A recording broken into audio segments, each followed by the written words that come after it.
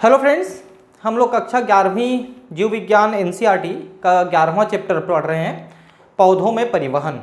इसके पिछले 3 वीडियोस में मैंने आपको विसरण, ऑस्मोसिस यानी परासरण और जल का अवशोषण वगैरह बताया है। अब हम इसको आगे बढ़ा रहे हैं चौथे वीडियो में, पौधे में जल का ऊपर की ओर गमन। ये कैसे होता है और इसमें कौन सी जो शक्ति है, कौन सी ताकत है वो काम करती है, इसको भी हम यहाँ पर समझने की कोशिश करेंगे।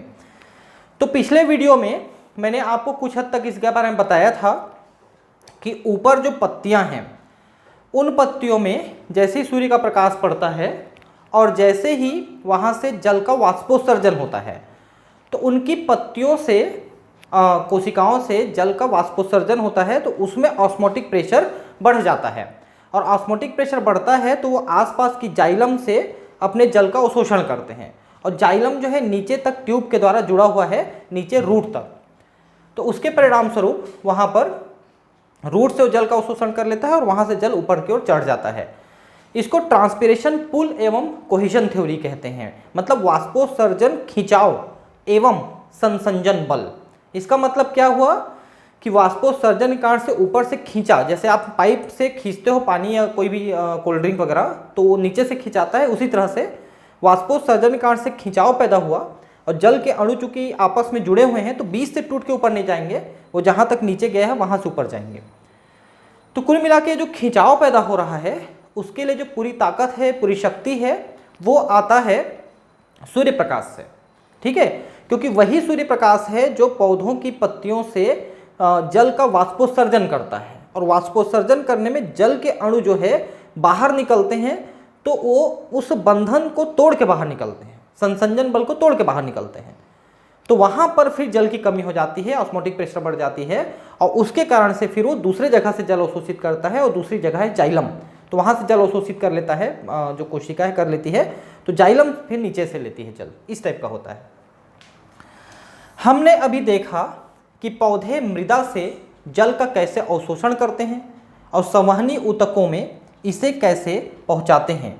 अब हम यह जानने व समझने का प्रयास करेंगे कि जल पौधे के विभिन्न भागों तक कैसे पहुंचता है, यह जल का चलन क्रियाशील है या अभी भी निष्क्रिय है।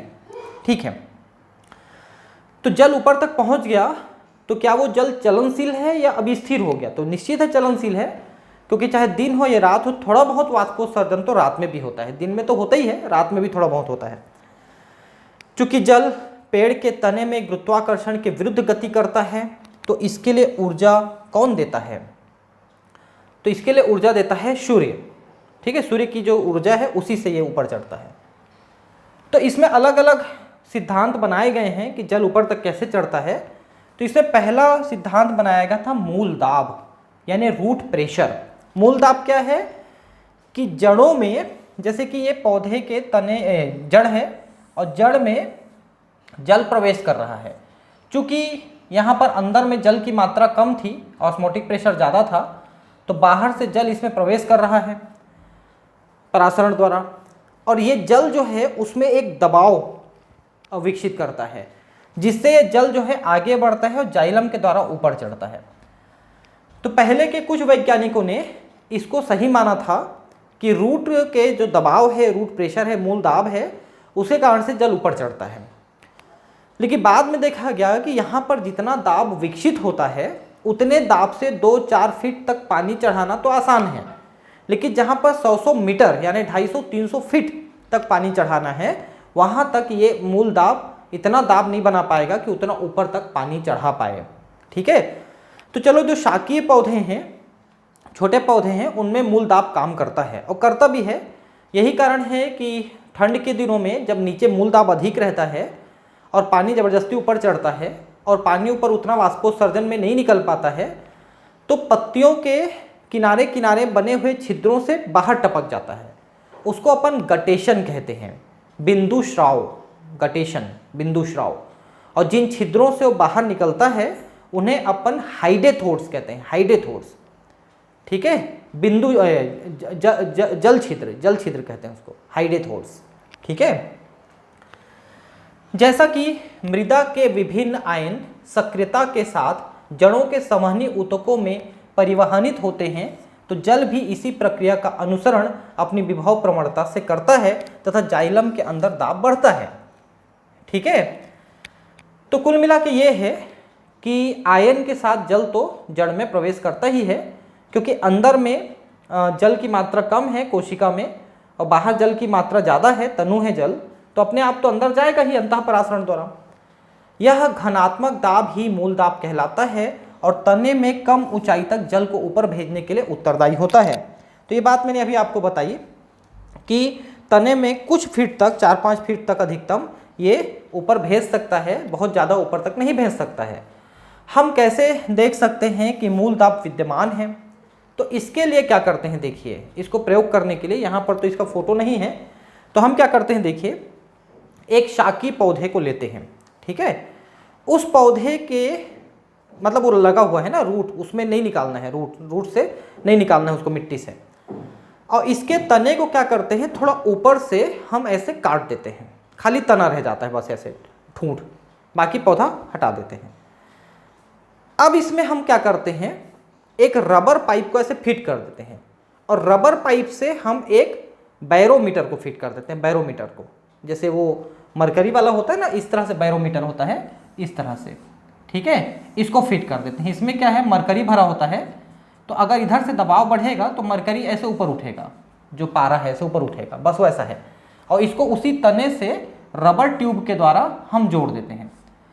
तो जैसे ही पानी ऊपर चढ़ता है तो इसमें दबाव पड़ता है, दबाव पड़ता है तो ये इधर दबाता है और ये जो मरकरी है ऊपर चढ़ता है। तो उससे भी हम नाप भी सकते हैं, वो बैरोमीटर का काम करता है, वो दबाव को बताता भी है कि कितना दबाव वो दे रहा है नीचे से पानी चढ़ाने के लिए।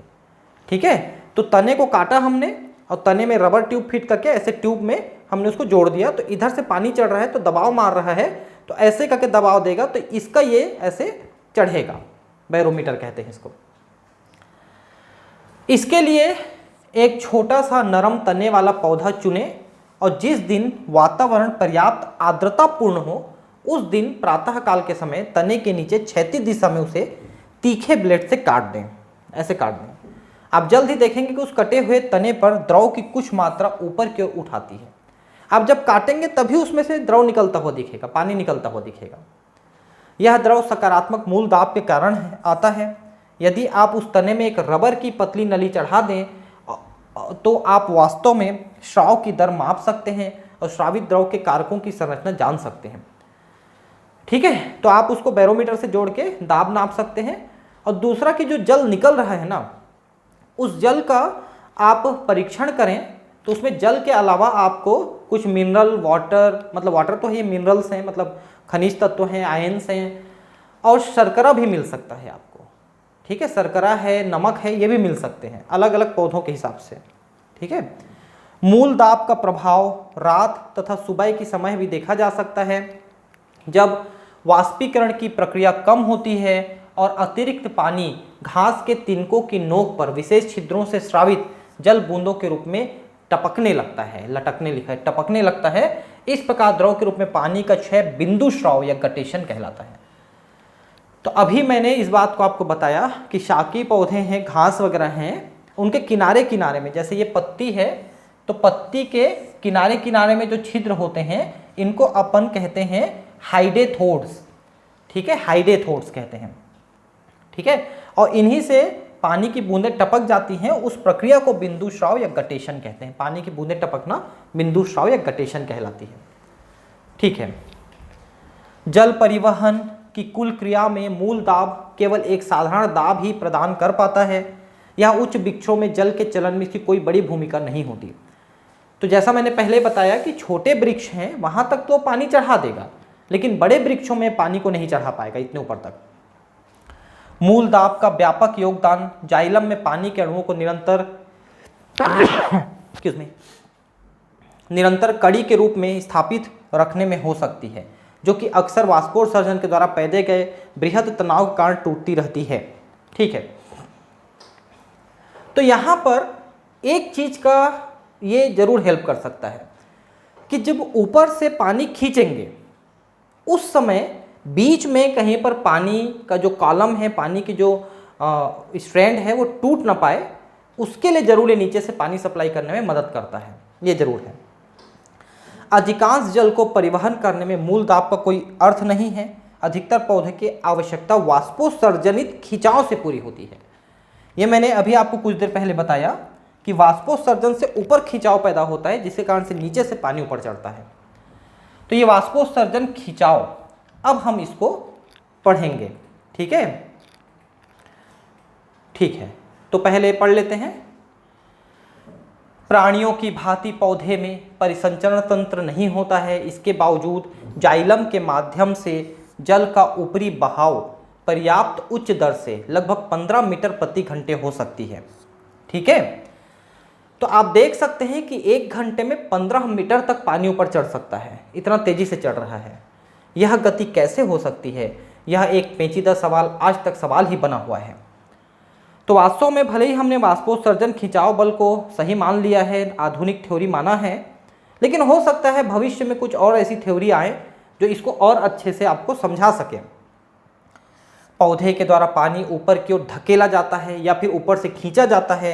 अधिकतर शोधकर्ता सहमत हैं कि पौधे द्वारा पानी मुख्यतः खींचा जाता है और इसकी संचालन शक्ति पत्तियों में वाष्पोत्सर्जन की प्रक्रिया का परिणाम है। तो ज़्यादातर वैज्ञानिक तो यही मानते हैं कि ऊपर वाष्पोत्सर्जन होता है तो वो खींचता है पानी को, नीचे से धकेला नहीं जाता, ज़्यादा नहीं धकेल सकते। इसे जल परिवहन का संसंजन तनाव वाष्पोत्सर्जन खिंचाव मॉडल के रूप में प्रस्तुत किया जाता है। ये संसंजन है ना, संयोजन लिखा है, संसंजन है ये। देखिए इसको इंग्लिश में बोलते हैं transpiration pull and cohesion theory.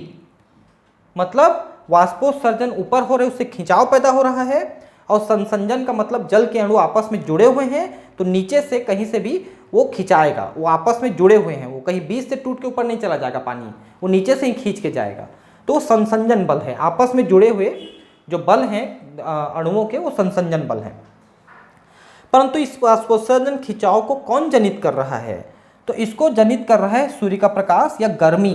रात में भी थोड़ा बहुत होता है ना, तो गर्मी लेकर के जल जो है वो वाष्पोत्सर्जित हो रहा है और उससे जो कोशिकाएं हैं उनमें जल की कमी हो जाती है, उनमें ऑस्मोटिक प्रेशर बढ़ता है और वो खींच लेते हैं पानी, जाइलम से खींच लेते हैं। पौधे में जल अस्थायी है। प्रकाश संश्लेषण एवं वृद्धि के लिए पत्तियों में पहुंचने वाले पानी का 1% से भी कम प्रयोग किया जाता है, बाकी 99% को वाष्पोत्सर्जित किया जाता है। पानी की अधिकतर मात्रा पत्तियों से रंध्र द्वारा उड़ा दी जाती है। जल की यह क्षति वाष्पोत्सर्जन या ट्रांसपिरेशन कहलाती है। ध्यान रखेंगे ये ट्रांसपिरेशन है। आपने पिछली कक्षाओं में वाष्पोत्सर्जन का अध्ययन एक स्वस्थ पादप को पॉलीथीन के अंदर रखकर और उसके अंदर की सतह पर जल की सूक्ष्म बूंदों का अवलोकन करके किया होगा। ठीक है, ये छोटी छोटी चीज़ें हैं जो करना चाहिए कि जनरली हम एक पौधे को क्या करते हैं, पॉलीथीन से ऊपर से ढक देते हैं गर्मी के दिनों में या धूप में रख के, तो जो वाष्पोत्सर्जन किया हुआ पानी है वो पॉलीथीन के अंदर जो है बूंदों के रूप में जम जाती है। आप पत्ती से पानी की इस कमी की प्रक्रिया को कोबाल्ट क्लोराइड पेपर द्वारा कर सकते हैं, जिसका रंग पानी अवशोषित करने पर बदल जाता है। अब आप इसको समझ लीजिए कैसे करते हैं। कोबाल्ट क्लोराइड सफ़ेद रंग का एक पाउडर टाइप का होता है, ठीक है, लेकिन जब उसमें नमी या जल अवशोषित हो जाता है तो वो पिंक कलर का हो जाता है, गुलाबी कलर का हो जाता है। तो हम क्या करते हैं, जैसे मान लो कि ये कोई पत्ती है, ठीक है, और एक हम ले लेते हैं चिमटी, ऐसे चौड़ी वाली चिमटी लेते हैं, थोड़ा सा कपड़े उपड़े सुखाने की चिमटी भी ले सकते हैं आप चाहें तो, चौड़ी वाली चौड़ी चिमटी ले लेते हैं। उसके दोनों तरफ जो है ऐसे कोबाल्ट क्लोराइड को लगा करके हम पत्ती में ऐसे ऐसे दबा देते हैं, पत्ती को ऐसे। फिर थोड़ा देर बाद निकाल के देखते हैं तो कोबाल्ट क्लोराइड जो सफ़ेद रंग का था वो पिंक कलर का हो गया। क्यों? क्योंकि पत्ती से वाष्पोत्सर्जन हुआ, उस नमी को उसने अवशोषित किया और वो सफ़ेद से गुलाबी कलर का हो गया। कोबाल्ट क्लोराइड गुलाबी कलर का हो जाता है, ठीक है। अब वाष्पोत्सर्जन कैसे होता है, पहले हम इसकी चर्चा करेंगे, ठीक है। तो देखिए पौधों में जो वाष्पोत्सर्जन होता है वो स्टोमेटा के द्वारा होता है, रंध्र के द्वारा होता है। तो ये रंध्र की एक संरचना है, लेकिन ये संरचना द्विबीजपत्री पौधों की संरचना है। एक बीजपत्री पौधे में थोड़ा सा अंतर रहता है, जरा ध्यान देंगे आप कि बीच में देखिए ये पत्तियों में रंध्र है, तो रंध्र तो बीच में आप देख सकते हैं कि एक छिद्र जैसा होता है, ठीक है, इसको हम रंध्र कहते हैं। और ये छिद्र दो कोशिकाओं के बीच में होती है। ये जो दो कोशिकाएं हैं, इन दो कोशिकाओं को हम कहते हैं रक्षक कोशिकाएं, गार्ड सेल्स, रक्षक कोशिकाएं।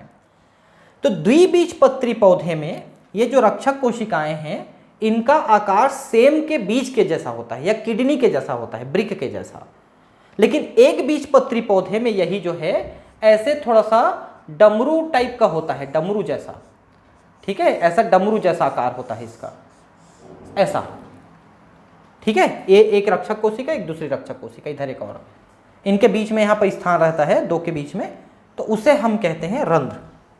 तो पहली बात ये कि द्विबीजपत्री पौधे के रंध्र को बनाने वाली जो रक्षक कोशिका है वो किडनी या सेम के आकार का है, बीन के आकार का है, लेकिन एक बीजपत्री पौधे में डंबेल या डमरू के आकार का है, पहली बात।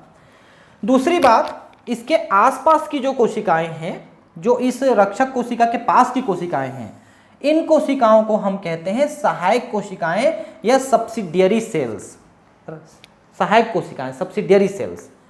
तो होता यह है कि इन सब्सिडियरी सेल्स में से जल जो है रक्षक कोशिकाओं में जब पहुंचता है तो रक्षक कोशिकाएं फूल जाती हैं, लेकिन इनके अंदर की जो ये वाली भित्ति है ये मोटी होती है, ये वाली भित्ति मोटी होती है रक्षक कोशिकाओं की, तो ये अंदर की तरफ खींचती है तो ये रंध्र खुल जाती है। तो समझ लीजिए फिर से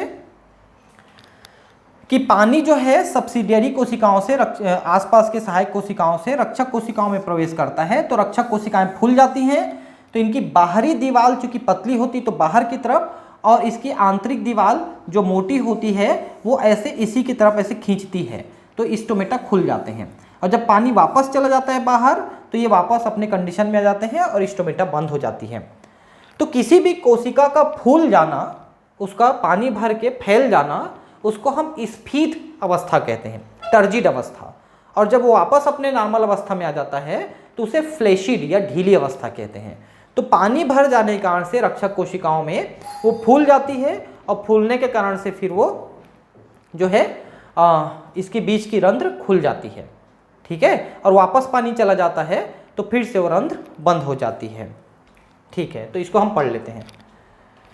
वाष्पोत्सर्जन पौधे द्वारा जल का वाष्प के रूप में परिवर्तन तथा इससे उत्पन्न क्षति है। मुख्यतः यह पत्तियों में पाए जाने वाले रंध्रों से होता है। वाष्पोत्सर्जन में पानी का वाष्प बनकर उड़ने के अलावा ऑक्सीजन एवं कार्बन डाइऑक्साइड का आदान प्रदान भी पत्तियों में उपस्थित रंध्रों के द्वारा होता है। तो आप देख सकते हैं न केवल वाष्पोत्सर्जन बल्कि CO2 O2 का जो आदान प्रदान है, क्योंकि दिन में प्रकाश संश्लेषण करता है ज़्यादा तो CO2 लेता है, O2 देता है, रात में केवल श्वसन करता है तो O2 लेता है, CO2 देता है। तो ये सारी चीज़ें रंध्रों के द्वारा होते हैं, ठीक है। सामान्यतः यह रंध्र दिन में खुले रहते हैं और रात में बंद हो जाते हैं। तो वे रंध्र जो दिन में खुलते हैं उसे हम फोटो एक्टिव कहते हैं, और वे रंध्र जो रात में खुलते हैं मरुस्थली पौधे में उसको हम स्कोटो एक्टिव कहते हैं, ठीक है। दिन में खुलने वाले को फोटो एक्टिव और रात में खुलने वाले को स्कोटो एक्टिव रंध्र कहते हैं। रंध्र का बंद होना और खुलना रक्षक कोशिकाओं के स्फीति यानी टर्गर में बदलाव से होता है। प्रत्येक रक्षक कोशिका की आंतरिक भित्ति रंध्र छिद्र की तरफ काफ़ी मोटी एवं तन्यतापूर्ण होती है। तो अभी मैंने आपको बताया कि ये जो आंतरिक भित्ति है ये मोटी है क्योंकि इसमें सेलुलोज के फाइबर्स, रेडियल फाइबर्स होते हैं। सेलुलोज के रेडियल फाइबर्स यहाँ पर होते हैं, ठीक है। रंध्र को घेरे दो रक्षक कोशिकाओं में जब स्फीत दाब बढ़ता है तो पतली बाहरी भित्ति बाहर की ओर उभरती है और अंदरूनी भित्ति को अर्धचंद्राकार स्थिति में आने को मजबूर करती है, तो खींचती है उसको। तो खींचती है तो स्टोमेटा ऐसे ऐसे खुल जाते हैं। स्टोमेटा ऐसे, पहले स्टोमेटा ऐसे बंद थे, अब ऐसे खुल जाएंगे, बस ऐसा है स्टोमेटा का। रंध्र छिद्र के खुलने में रक्षक कोशिका की भित्तियों में उपस्थित सूक्ष्म सूत्राभ माइक्रोफाइब्रिल भी सहायता करते हैं। तो इसमें जो माइक्रोफाइब्रिल्स हैं, ये जो मोटी भित्ति है, ये इसमें मुख्यतः जैसे अभी मैंने कहा सहायता करते हैं।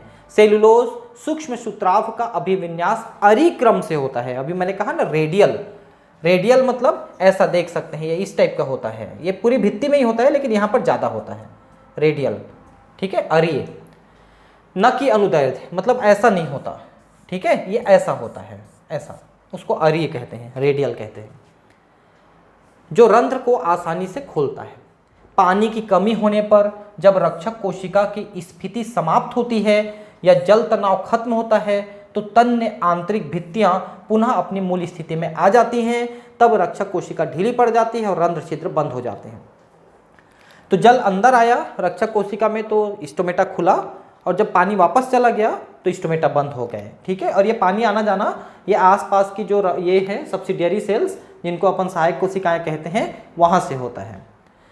सामान्य तौर पर एक पृष्ठधारी यानी द्विबीजपत्री पत्ती के निचली ओर अधिक संख्या में रंध्र होते हैं। देखिए, जब आप द्विबीजपत्री पौधे के पत्ती का अध्ययन करेंगे, देखेंगे, आप देखे भी होंगे, पीपल है, बरगद है, तो ऐसे पत्ती रहता है तो ऊपरी सतह थोड़ी चिकनी होती है, निचली सतह थोड़ी खुरदुरी होती है, क्योंकि यहाँ पर स्टोमेटा की संख्या अधिक होती है, ऊपरी में कम होती है।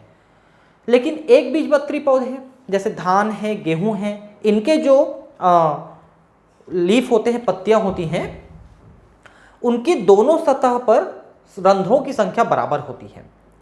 ठीक है, जबकि इसमें ऊपर कम नीचे ज़्यादा रहती है, ऐसा है।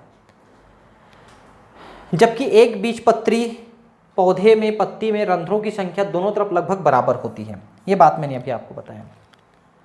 वाष्पोत्सर्जन कई बाहरी कारकों जैसे कि ताप, प्रकाश, आर्द्रता, वायु की गति से प्रभावित होता है। जैसे ताप अधिक होने पे वाष्पोत्सर्जन अधिक होगा, प्रकाश अधिक होने से ताप भी अधिक हो जाएगा इसलिए बढ़ाएगा, आर्द्रता अधिक होगा अगर हवा में तो वाष्पोत्सर्जन कम होगा। इस बात को ध्यान रखेंगे, क्योंकि आर्द्रता पहले से हवा में जो है वाष्प ज़्यादा है तो और वाष्प को आने से रोकेगा वो, इसलिए वाष्पोत्सर्जन कम हो जाएगा। वायु की गति अधिक रहेगी तो पत्तियों के पास से वाष्प को लगातार हटाएंगे तो नया वाष्प आसानी से बनेगा। तो वायु चलती रहे तो ज़्यादा वाष्पोत्सर्जन होता है। यही कारण है कि कपड़े को जब आप सुखाते हो बाहर में तो धूप भी रहे और हवा भी चलती रहे तो कपड़े जल्दी सूख जाते हैं, क्योंकि यही प्रक्रिया कपड़े के साथ हो रही है। वाष्पोत्सर्जन को प्रभावित करने वाले अन्य पादप कारक जैसे रंध्रों की संख्या, वितरण, खुले रंध्रों का प्रतिशत, पौधे में पानी की उपस्थिति तथा वितान रचना आदि हैं। देखिए, यहाँ पर रंध्रों की संख्या, भाई अगर अधिक रंध्र हैं तो ज़्यादा होगा।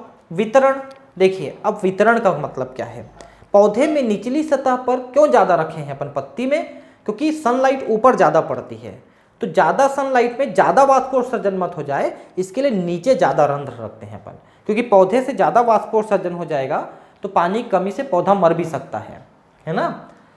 खुले रंध्रों का प्रतिशत, क्योंकि जरूरी नहीं है कि दिन में सभी रंध्र खुले रहेंगे। जब वाष्पोत्सर्जन अधिक होने लगता है तो रंध्रों को हम बंद भी कर देते हैं दिन में। पौधे में पानी की उपस्थिति, अगर पानी की कमी हो जाएगा तो रंध्र बंद हो जाएंगे।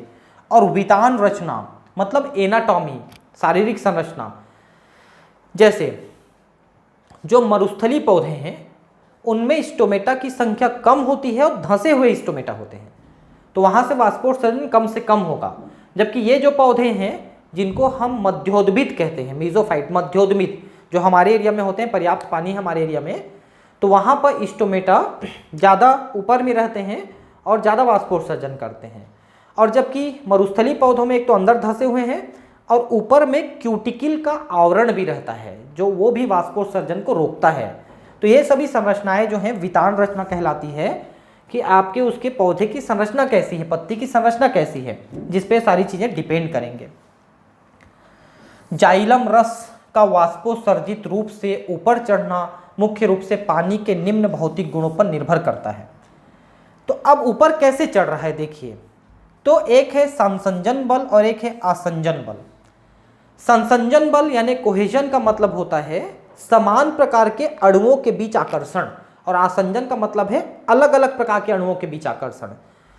जैसे जाइलम ट्यूब में जो जल भरा हुआ है तो जल के अणुओं में आपस में जो आकर्षण बल रहेगा उसे हम कहेंगे संसंजन बल, लेकिन जाइलम की दीवार के साथ भी वो चिपके रहेंगे उसको हम कहेंगे आसंजन बल।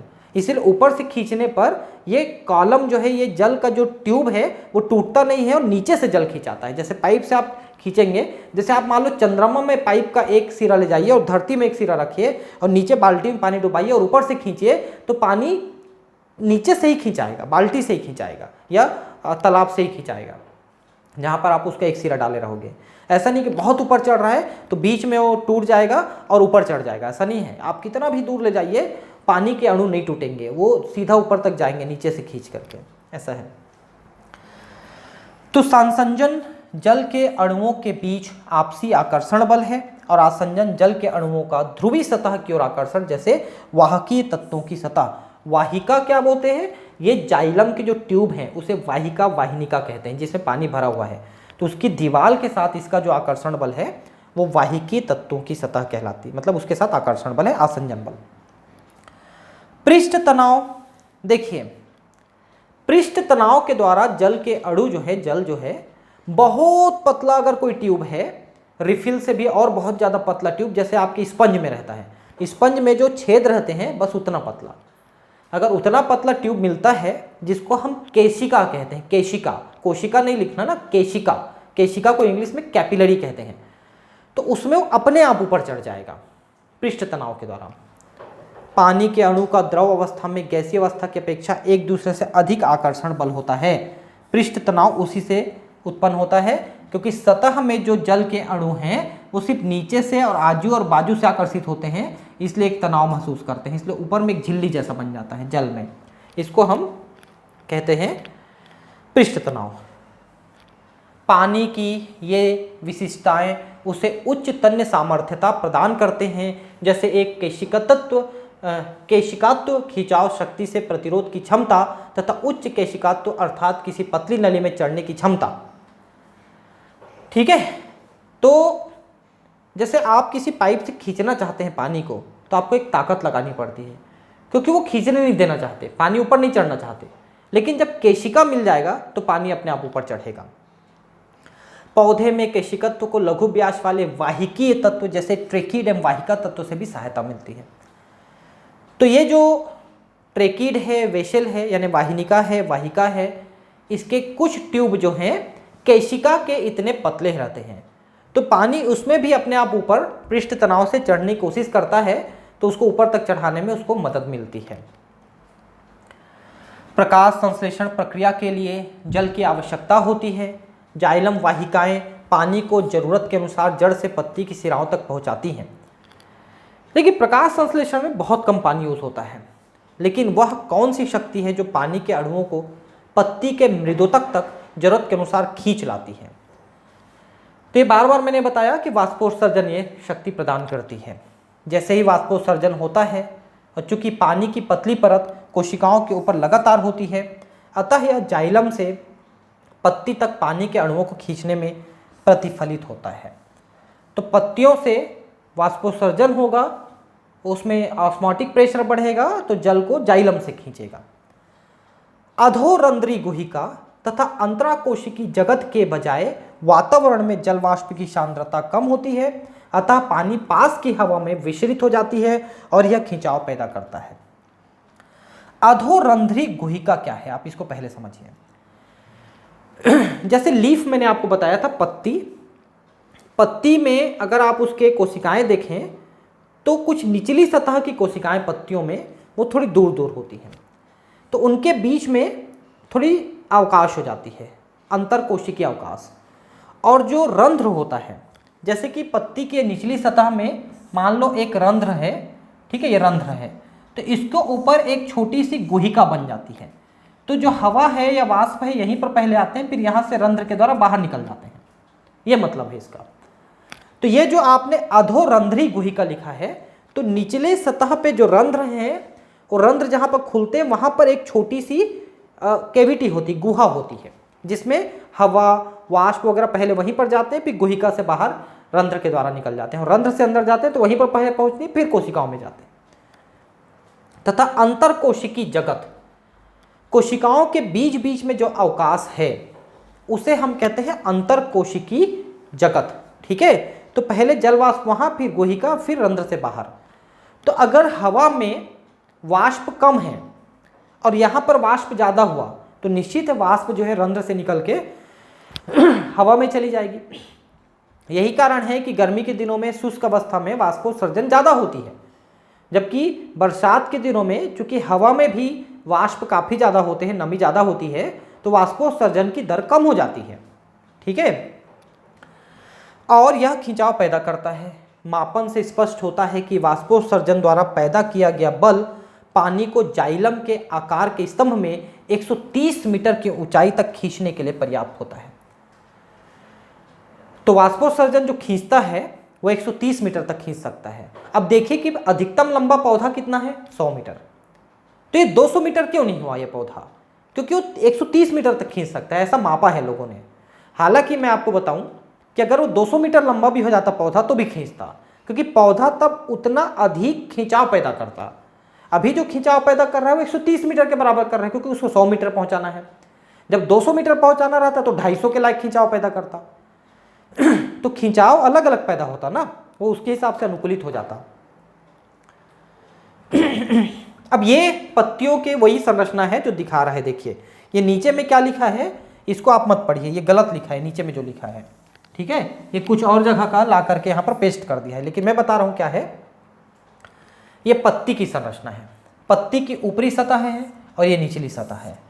ऊपरी सतह में कुछ लेयर जो कोशिकाएं के हैं पास पास होती हैं, इसको हम पैलिशेड कहते हैं, पैलिशेड, ठीक है। मतलब कोशिकाएं बहुत सघन होती हैं। लेकिन निचले स्तर की कोशिकाएं थोड़ी दूर दूर होती हैं, देख सकते हैं बीच बीच में अवस्था ये है, इसको हम स्पॉन्जी कहते हैं, स्पंज जैसा बीच बीच में। इसी को अंतर कोशिकी जगत कह रहा था, ये जो बीच बीच में अवकाश है इसको। और ये जो रंध्र हैं, रंध्र के ऊपर देखिए छोटी सी गुहा जैसी बन गई है, इसको कहते हैं अधोरंध्री गुहिका, ठीक है। तो और ये जो है जाइलम फ्लोएम है, आप देख सकते हैं पत्तियों में जो पहुंची है। तो पौधों से जो वाष्प है, कोशिकाओं से जो वाष्प है वो बन बन करके पहले इधर आती हैं, फिर एक गुहिका से बाहर चली जाती हैं।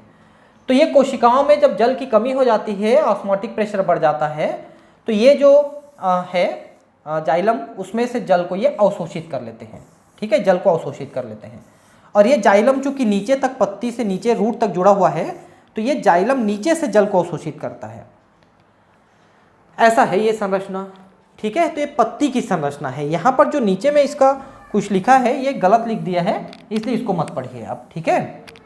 पत्तियों से कैसे वाष्पोत्सर्जन हो रहा है इसको बता रहे हैं। तो ये रंध्र है, रंध्र के दो रक्षक कोशिकाएं आपको दिख रही हैं, और ये रंध्र है। रंध्र के ऊपर जो ये जो खाली जगह है इसको हम गुहिका कहते हैं, और ये जो खाली जगह कोशिकाओं के बीच में है इनको अंतर कोशिकी जगत कह रहा है। यहाँ से वाष्पोत्सर्जन होगा, फिर यहाँ से यहाँ जाएगा, बाहर निकल जाएगा, ऐसा है। और यहाँ से फिर अवशोषित करेंगे, जाइलम से अवशोषित करेंगे, इसका ये मतलब है। वाष्पोत्सर्जन एवं प्रकाश संश्लेषण एक समझौता। समझौता क्यों, देखिए प्रकाश संश्लेषण के लिए पानी आवश्यक है, लगातार आना आवश्यक है, ठीक है। दूसरा ये है कि गर्मी के दिनों में जब पत्तियों में अधिक गर्मी हो जाती है तो उसको ठंडा करना भी जरूरी है। तो अगर पत्तियों में जो जल प्रवाहित हो रहा है वेन्स के द्वारा, शिराओं के द्वारा, अगर वो जल लगातार चलेगा तो नीचे से ठंडी जल ऊपर पहुंचेगी, तो पत्तियों को ठंडक मिलेगी, जैसे हम लोग पसीना से करते हैं वैसा। इसीलिए वाष्पोत्सर्जन एक आवश्यक बुराई है, ऐसा कहा जाता है। Transpiration is a necessary evil. Evil मतलब बुराई। क्यों बुराई? क्योंकि इससे बहुत ज़्यादा मात्रा में जल का नुकसान हो जाता है, वाष्पोत्सर्जन हो जाता है। लेकिन आवश्यक क्यों है? क्योंकि एक तो इससे जल का प्रवाह बना हुआ है, उससे पत्तियाँ, कोशिकाएं ठंडी हो रही, लगातार रेडिएटर की तरह काम करता है, जो गाड़ी का रेडिएटर उसमें पानी घूमते रहता है वैसे ही। दूसरा ये कि पानी लगातार भाप बन के उड़ रहा है, नीचे से नया पानी आ रहा है, तो नए पानी के साथ वो खनिज तत्व भी लेके आ रहा है, मिनरल्स लेके आ रहा है, आयंस लेके आ रहा है, और उसकी जरूरत हमको प्रकाश संश्लेषण में पड़ती है, क्लोरोफिल के संश्लेषण में पड़ती है, पौधे के विभिन्न वृद्धि प्रक्रियाओं में पड़ती है। तो अगर जल अवशोषण ही नहीं होगा तो खनिज तत्व भी नहीं मिलेंगे, ये भी दिक्कत है। तो वाष्पोत्सर्जन एक बुराई जरूर है, लेकिन उसके साथ बहुत सारे कार्य हमारे संपादित हो रहे हैं। इसलिए एक समझौता लिख रहा है कि चलो भाई एक तरफ से हमको थोड़ा बहुत नुकसान हो रहा है, लेकिन उसके वजह बहुत सारी अगर हमको प्रॉफिट हो रही है तो हम एक नुकसान को झेल के 4 प्रॉफिट ले लेते हैं। तो एक समझौता हो जाता है, बस ऐसा है। वाष्पोत्सर्जन में एक से अधिक उद्देश्य निहित होते हैं। पहला, पौधे में अवशोषण एवं परिवहन के लिए वाष्पोत्सर्जन खिंचाव पैदा करना, ये खिंचाव पैदा करता है। दूसरा, प्रकाश संश्लेषण क्रिया के लिए पानी का संभरण, पानी लगातार सप्लाई हो रहा है। मृदा से प्राप्त खनिजों का पौधों के सभी अंगों तक परिवहन करना, भाई अगर आपने खनिज अवशोषित किया है तो विभिन्न भागों तक पहुंचाना भी तो है, तो पानी चलेगा तब तो पहुंचाएगा। पत्ती के सतह को वाष्पीकरण द्वारा 10 से 15 डिग्री तक ठंडा रखना। अभी मैंने बताया कि लगातार पानी वहां पर चल रहा है, इसलिए वो ठंडक महसूस करते हैं। कोशिकाओं को स्फीत रखते हुए पादपों के आकार एवं बनावट को नियंत्रित करना, क्योंकि अगर कोशिकाएं फ्लेशिड हो जाएंगी और कहीं द्युद्रव्य कुंचन हो जाएगा तो पौधा मुरझा जाएगा। तो पौधा जो एकदम सीधा खड़ा रहता है, एकदम फैला हुआ रहता है बिना मुरझाए, वो स्फीत दाब के कारण से होता है। ठीक है, कोशिकाओं में स्फीत दाब अच्छा रहेगा तभी वो जो है फैला हुआ रहेगा, अन्यथा वो मुरझा जाएगा, जिसको अपन विल्टिंग कहते हैं। एक सक्रिय प्रकाश संश्लेषण में रत पौधे को जल की अत्यंत ही आवश्यकता होती है। जल के बिना प्रकाश संश्लेषण नहीं होगा, क्योंकि आपने देखा था प्रकाश संश्लेषण, अभी इसमें तो नहीं पढ़ाया हूँ, आप चाहें तो मेरे दूसरे उसमें टॉपिक में जाके पढ़ सकते हैं कि प्रकाश संश्लेषण में H2O को तोड़ा जाता है हाइड्रोजन में, इलेक्ट्रॉन में और ऑक्सीजन में, और यही आगे लाइट रिएक्शन डार्क रिएक्शन चलाता है।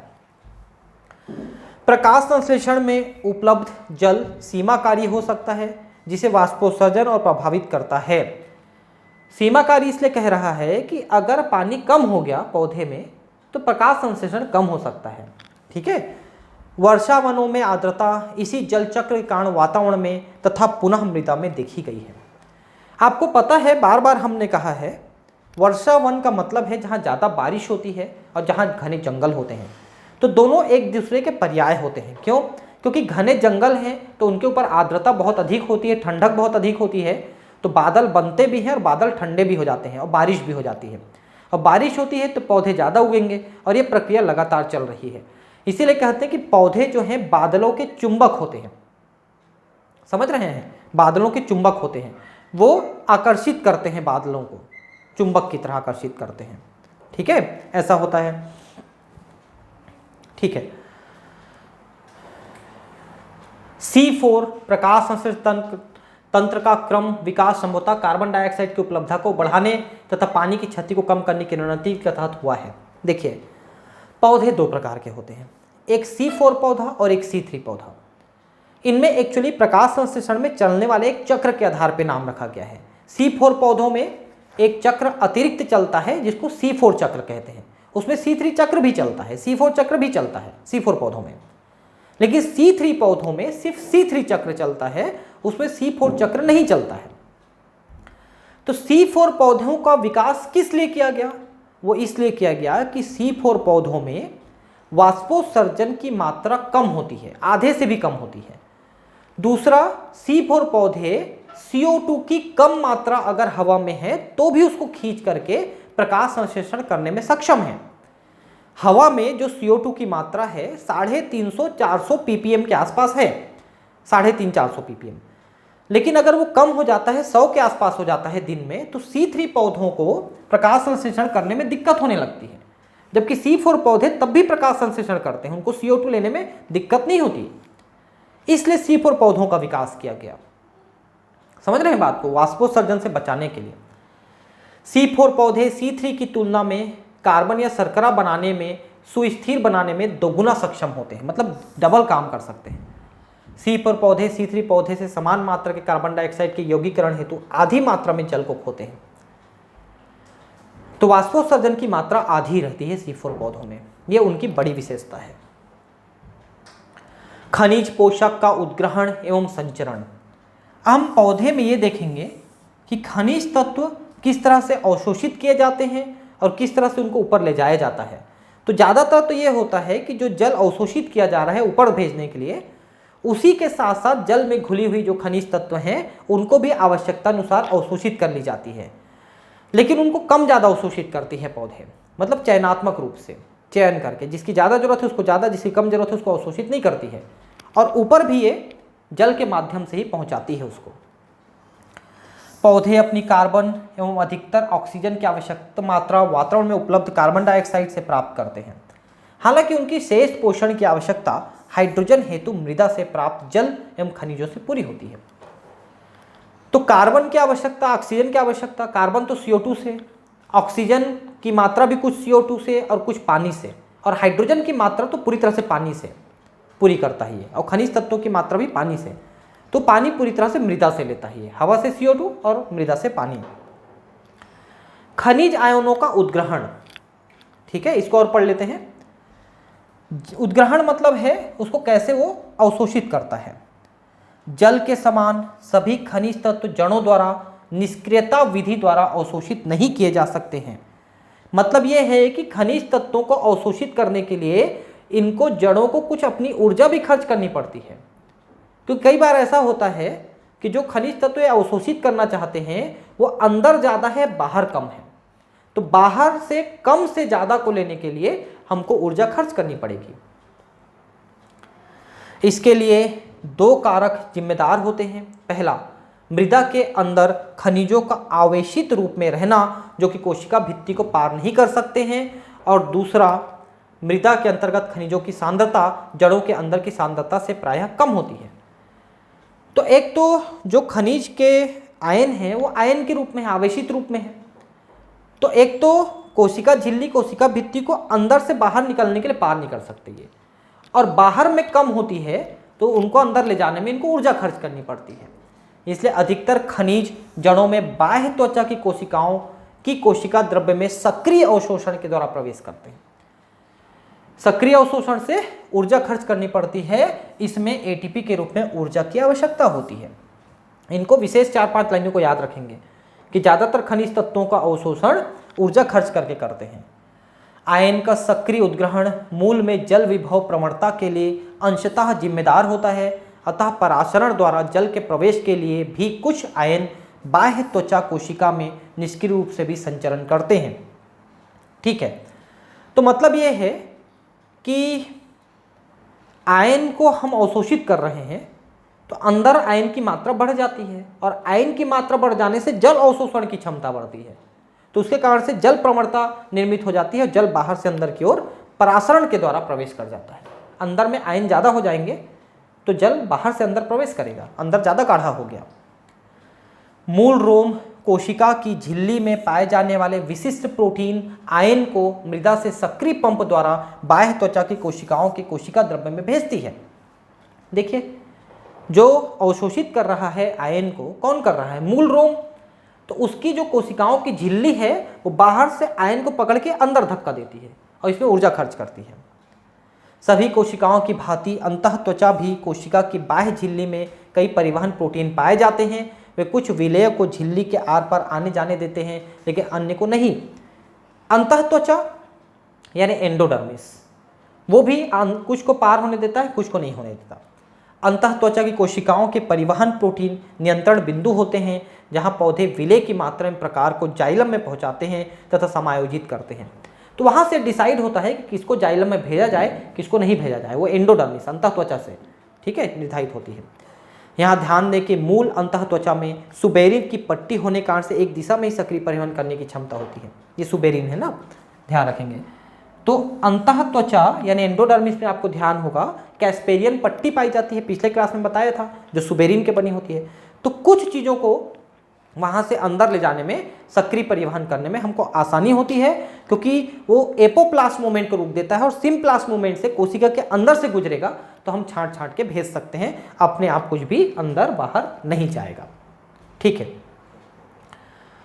एक और पढ़ लेते हैं थोड़ा सा, खनिज आयनों का स्थानांतरण।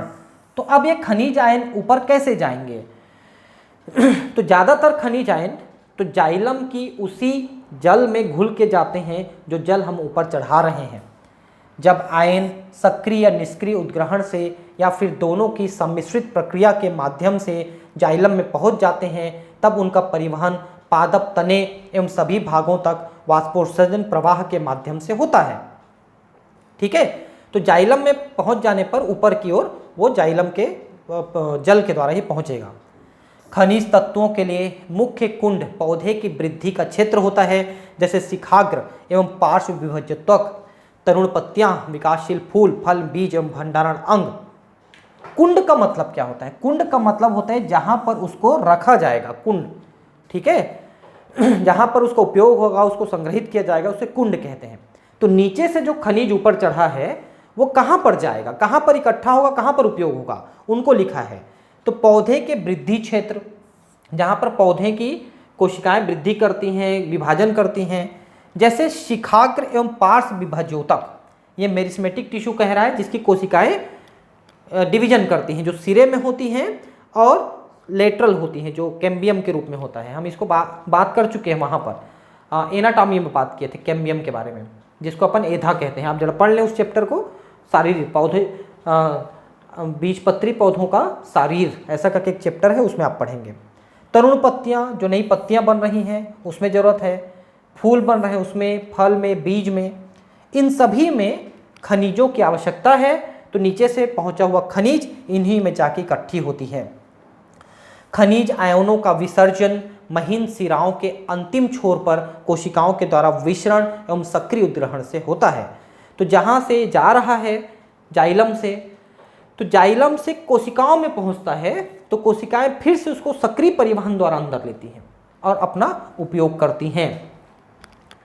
खनिज आयनों को जल्दी ही पुनः संगठित विशेष रूप से पुराने जरावस्था वाले भाग से किया जाता है। पुरानी तथा मरती हुई पत्तियां अपने भीतर के खनिजों को नई पत्तियों में निर्यात कर देती हैं। ये बड़ी विशेषता है कि जो पत्तियां नष्ट होने वाली हैं, वृद्ध हो चुकी हैं, गिरने वाली हैं, वो अपने सारे खनिज को निकाल करके नई पत्तियों में शिफ्ट कर देते हैं ताकि वो नष्ट ना हो जाए, क्योंकि बड़ी मेहनत से हमने ऊपर चढ़ाया है, लाया है, तो बेकार हो जाएगा, इसके लिए वो शिफ्ट कर देते हैं। इसलिए पत्तियां पहले ही पीली पड़ जाती हैं, उसमें सब खनिज तत्वों की कमी होने लगती है वृद्ध पत्तियों में। ठीक इसी प्रकार से पत्तियां पर्णपाती वृक्ष से झड़ने के पहले अपने खनिज तत्वों को अन्य भागों को दे देती हैं। मान लो सारी पत्तियां झड़नी है तो दूसरे भाग में इकट्ठा कर देंगे, तने के किसी भाग में इकट्ठा कर देंगे। जो पदार्थ प्रायः त्वरित संचारित या संगठित होते हैं वे हैं, देखिए, जो चलने वाले, जो एक जगह से दूसरी जगह जा सकते हैं, उनका लिस्ट बना हुआ है। कौन कौन से हैं? फास्फोरस, सल्फर, नाइट्रोजन, पोटेशियम, यानी कि एन पी के और एस। ठीक है, एन पी के और एस। आपको बता दें कि पौधे को इन्हीं तीनों एनपीके की सबसे ज़्यादा जरूरत होती है, उसके बाद सल्फर की जरूरत होती है। तो एनपीके को बचा लिया इन्होंने। कैसे बचाया? तो झड़ती पत्तियों से ले जाए गए। लेकिन कुछ ऐसी चीज़ें भी हैं जिनको आप नहीं बचा सकते, वो जहाँ है वहीं पर रहेगा, उसको इधर उधर नहीं ले जा सकते, आप वहाँ से नष्ट हो जाएगा। जैसे कि कैल्शियम है, इन्हें पुनः संगठित नहीं किया जा सकता। जाइलम स्राव का विश्लेषण यह दर्शाता है कि कुछ नाइट्रोजनस अकार्बनिक आयनों के रूप में तथा इसका अत्यधिक भाग कार्बनिक एमिनो अम्ल तथा संबंधित कारकों के रूप में ढोए जाते हैं। तो नाइट्रोजन को जाइलम के द्वारा अमीनो अम्ल बना करके ढोए जाते हैं, ये लिख रहा है। कुछ तो अकार्बनिक आयन के रूप में होता है नाइट्रोजन के आयन, लेकिन ज़्यादातर एमिनो अम्ल बना के किए जाते हैं, ये लिख रहा है।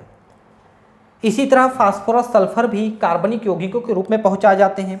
जैसे फास्फोरिक एसिड है, सल्फ्यूरिक एसिड है। सल्फ्यूरिक एसिड तो अकार्बनिक हो जाएगा, सल्फर जैसे अमीनो एसिड में सल्फर है ना, फास्फोरस, ये सब। इसके अलावा जाइलम एवं फ्लोएम के बीच भी पदार्थों का आदान प्रदान होता है। जब फ्लोएम से पदार्थ को ऊपर से नीचे लाएंगे तो जाइलम से जल को लेता है, तब वो दाब प्रवणता बनती है, और जब नीचे पहुंच जाता है तो फिर जाइलम को अपना वापस कर देता है जल को। तो थोड़ा बहुत जल जाइलम फ्लोएम के बीच में भी आदान प्रदान होता है। अतः हम स्पष्ट रूप से अंतर नहीं कर पाते कि जाइलम केवल अकार्बनिक पोषणों का परिवहन करता है तथा फ्लोएम केवल कार्बनिक पदार्थों का, जैसा कि पहले विश्वास किया जाता था।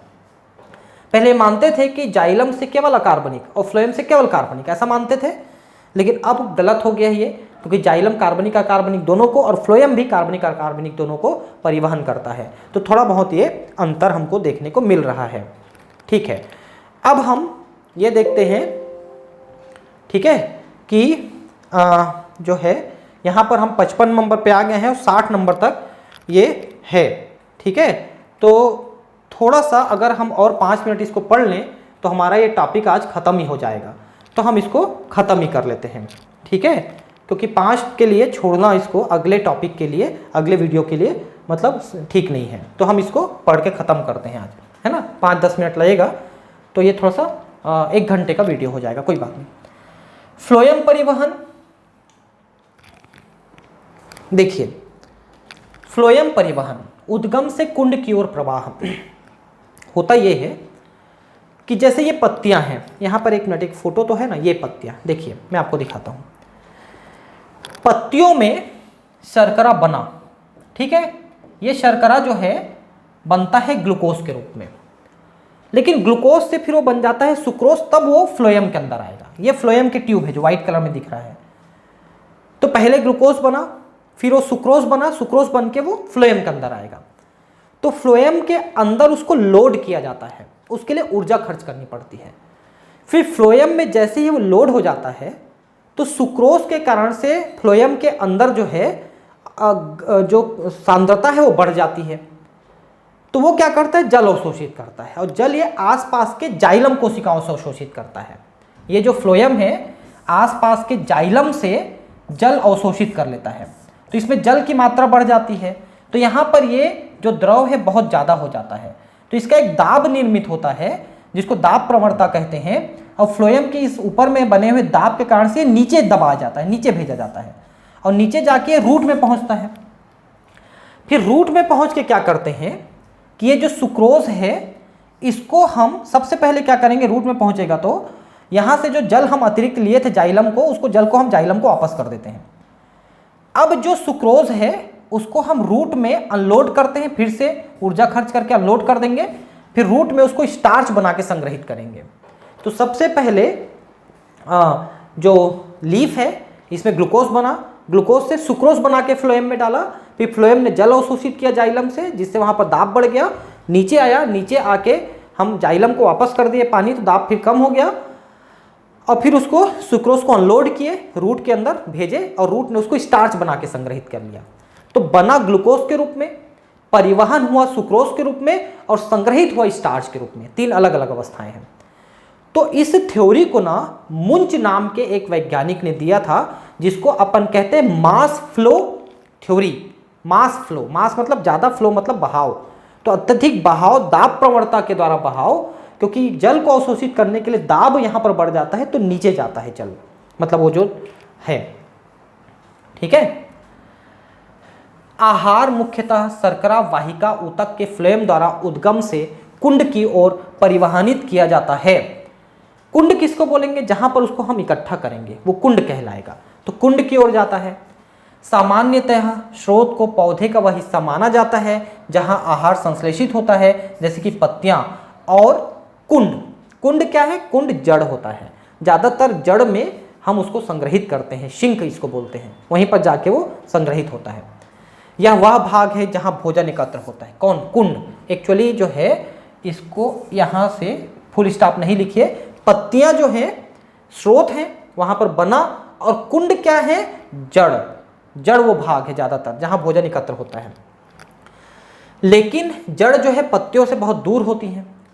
लेकिन यह स्रोत और कुंड अपनी भूमिकाएं मौसम एवं जरूरत के अनुसार बदल भी सकती हैं। जैसे देखिए, जब पत्तियां हैं, भोजन बन रहा है, तो पत्तियों से भोजन जड़ों की ओर आ रहा है, तो जड़ यहाँ पर कुंड की तरह काम कर रहा है, वहाँ पर भोजन एकत्र हो रहा है। लेकिन जब पत्तियां झड़ जाती हैं पतझड़ के मौसम में, तो फिर ये जो जड़ है वो स्रोत का काम करने लगेगा। यहाँ से शर्करा निकल के वापस ऊपर जाएगा और ऊपर की जगहों को अपना पोषण देगा। तो अब स्रोत ये हो गया और कुंड ऊपर हो गया। पहले स्रोत ऊपर था, कुंड नीचे था। इसीलिए बोला जाता है कि जाइलम में द्विदिशीय या बहुदिशीय परिवहन होता है, एक दिशा में नहीं कई दिशाओं में परिवहन होता है, ये कहा जाता है। जड़ों में एकत्र की गई शर्करा बसंत के आरंभ में आहार का स्रोत बन जाती है। इस समय पादपों पर नई कलियां कुंड का काम करती हैं। प्रकाश संश्लेषण साधनों की वृद्धि एवं परिवर्धन हेतु ऊर्जा की आवश्यकता होती है। चूंकि स्रोत और कुंड का संबंध परिवर्तनशील है, अतः गति की दिशा ऊपर या नीचे की ओर अर्थात दो तरफा हो सकती है। इसीलिए जाइलम फ्लोएम में दो तरफा है। जाइलम के साथ यह विपरीत है, जाइलम सिर्फ नीचे से ऊपर लेके जाता है। जाइलम के साथ यह विपरीत है, जहाँ गति सदैव नीचे से ऊपर की ओर एक दिशा में होती है। यद्यपि वाष्पोत्सर्जन का जल एक तरफा प्रवाह करता है, किंतु फ्लोएम के रस में भोजन का परिवहन सभी दिशाओं में हो सकता है, जब तक स्रोत और कुंड शर्करा का उपयोग संग्रहण तथा अपादान में सक्षम हो। ठीक है, तो दोनों दिशाओं में या और भी किसी दिशा में जा सकता है।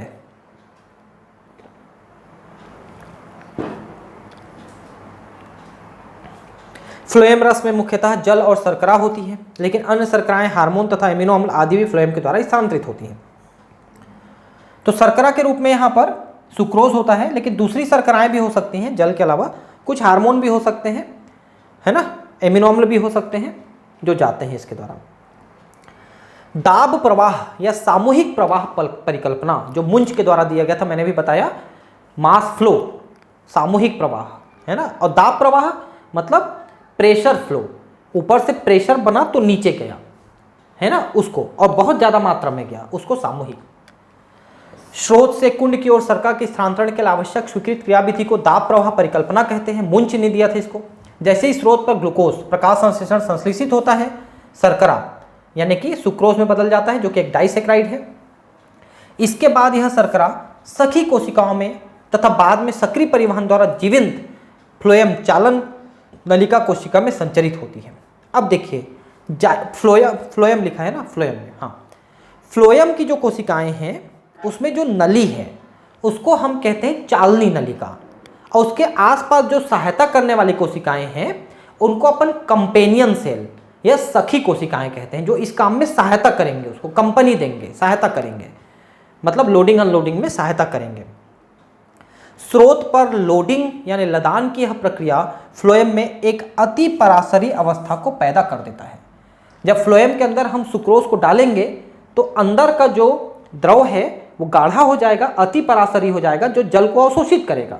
तो जल ये जाइलम से अवशोषित करेगा, और ज़्यादा जल अवशोषित करने के कारण से वहाँ पर दाब बनेगा तो नीचे की ओर जाएगा। निकटवर्ती जाइलम जल परासरण के द्वारा फ्लोएम में चला जाता है।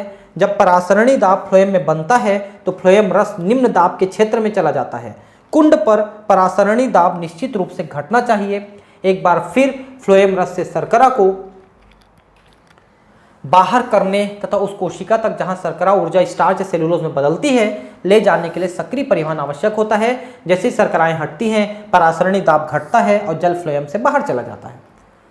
तो जो जल हम जाइलम से लिए थे उसको हम वापस कर देंगे, क्योंकि शर्करा को हमने फ्लोएम से हटा लिया है तो अब जल की आवश्यकता नहीं है, तो हम वापस कर देंगे फ्लोएम को। तो इस तरह से ऊपर जल लिया जाता है, जाइलम से लिया जाता है फ्लोएम के द्वारा, और नीचे उसको वापस कर दिया जाता है। सारांश में फ्लोएम शर्कराओं का परिवहन स्रोत से शुरू होता है, जहां शर्कराओं को एक चालनी नलिका में सक्रिय परिवहन द्वारा लादा जाता है। फ्लोएम के यह लदान एक जल विभव प्रवणता की शुरुआत करता है, जो कि फ्लोएम में सामूहिक प्रवाह को सुगम बनाता है। बस वही चीज़ें बार बार ये लिख रहा है जो अभी मैंने आपको बताया कि लोडिंग अनलोडिंग दोनों में ये ऊर्जा खर्च करता है। फ्लोएम ऊतक स्यू ट्यूब कोशिकाओं चालनी नलिकाओं से बना होता है, जो लंबी स्तंभ की तरह रचना होती है, जिनका अंतिम भित्ति में छिद्र होता है, जिन्हें चालनी पट्टिका कहते हैं। तो फ्लोएम के जो ट्यूब हैं इस तरह से जुड़े होते हैं और यहाँ पर छिद्र होते हैं, जिसके द्वारा एक से दूसरे में वो चले जाते हैं। कोशिका द्रव्य तंतु चालनी पट्टिका के छिद्र में प्रवेशित होती है तथा सतत तंतु बनाती है। जैसे द्रव स्थितिक दबाव फ्लोएम के चालनी नलिका में बढ़ता है, दाब प्रवाह शुरू हो जाता है तथा द्रव रस फ्लोएम से चलन करता है। इस बीच कुंड पर आने वाले शर्करा को फ्लोएम से सक्रिय रूप से तथा शर्करा के रूप में बाहर किया जाता है। फ्लोएम में विलय की क्षति से एक उच्च जल विभव पैदा होता है और पानी अंत में जाइलम के पास आ जाता है। जो चीज़ें मैंने आपको शुरू में बता दिया वही चीज़ें बार बार ये लिख रहा है। एक साधारण प्रयोग जिसमें गर्डलिंग कहा जाता है। गर्डलिंग किसको कहते हैं? पौधा है, इसमें एक ऐसा करके एक छील दीजिए, इसको ऐसा करके एक रिंग टाइप का छील दीजिए, इसकी जो छाल है उसको निकाल दीजिए, इसको गर्डलिंग कहते हैं। छाल निकल जाता है तो उसके साथ फ्लोएम निकल जाता है।